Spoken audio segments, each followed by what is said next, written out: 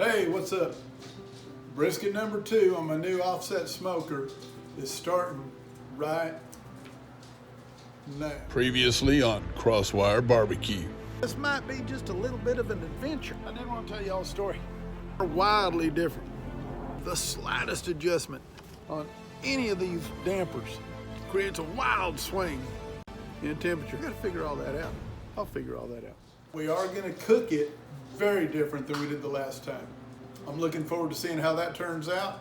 This may be the way I do a lot of them. It's definitely not gonna be the way I do all of them, but it's certainly another way to do it. Follow along with me if you're interested. We'll see how it turns out in the end. Simply just as a frame of reference, here's what we're starting with. We got a 17 pound brisket. I just want you to see, here it is at the start. And this is what will end up going on the smoker. Trying something new on this brisket. In my never-ending quest for a better brisket, I'm taking these limes, squeezing the juice into this pitcher. The theory being that the lime juice breaks down that connective tissue in the brisket. I'm gonna see if it works or not. We're gonna find out. We're trying something different. We're gonna try a lot of different things. Again, that's what this is all about.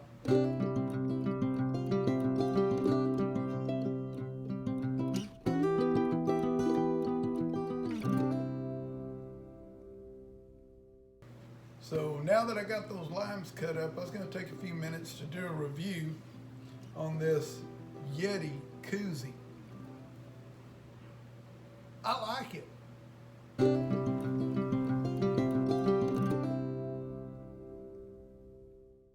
Cosmo Q, guy I follow on YouTube, go follow him. I steal everything from him and from Cowboy Kent Rollins. This is Moisture Magic. It's Reserve Blend, which is the actual beef injection. I'm doing a mixture of some water and some beef. Words are so hard. I'm using a mixture of some water and some beef broth. Nailed it. If you don't even want to use any of this, don't use any of this. The guy that I'm emulating on this cook altogether, he doesn't inject it. He does not even inject it. I'm taking a little from this guy, I'm taking a little from this guy, kind of making it my own. That's what I enjoy about this whole process. And then once I get it injected, I'll show you exactly what I'm doing with those limes. You just keep doing this, and you just keep doing this. Do it.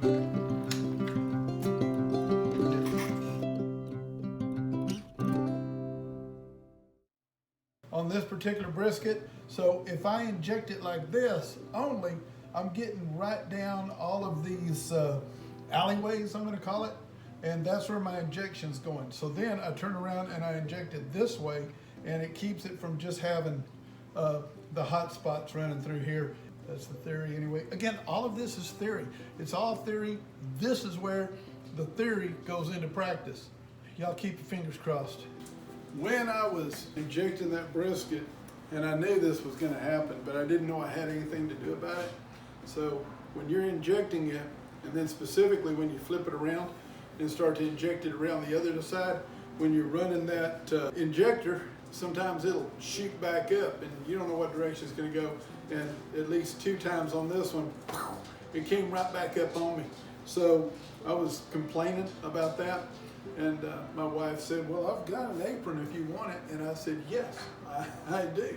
So she hooked me up with this. Look at that, helping out in so many different ways.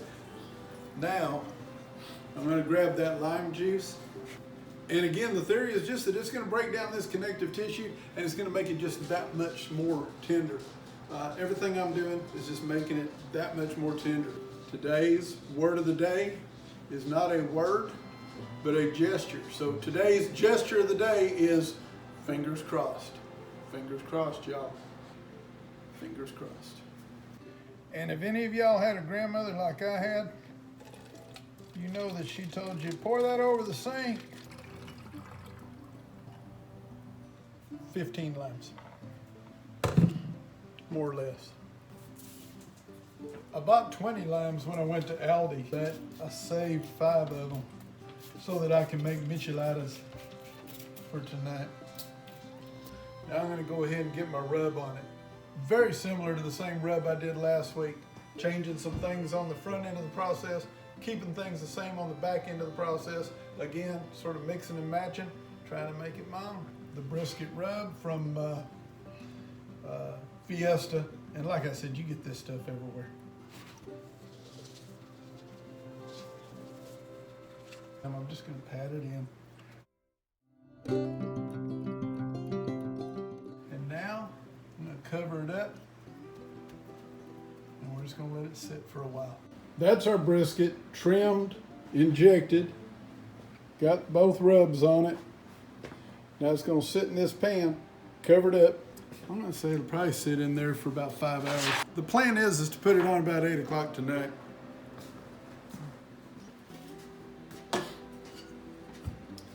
So I got it, and it's right there in the refrigerator. And it's gonna stay there in the refrigerator. My plan is to have it on the smoker at about 8 o'clock tonight. The good news is all of y'all are gonna be coming out with me in the middle of the night to check the fire. Put your phone numbers down there in the comments so that I can text each one of you, wake you up and say, come on, start watching. We're gonna check this fire. Probably just let it go completely without even looking at it for the first 3 hours. That puts you about 11. I'll still be up by then. I won't have to crawl out of bed on that one. Then the next one after that one, yeah, I'll be crawling out of bed on that one. And the next one after that, I'll basically be getting up. Y'all come on with me. Let's see how this thing works out. I feel pretty good about it. Fingers crossed. Here we go.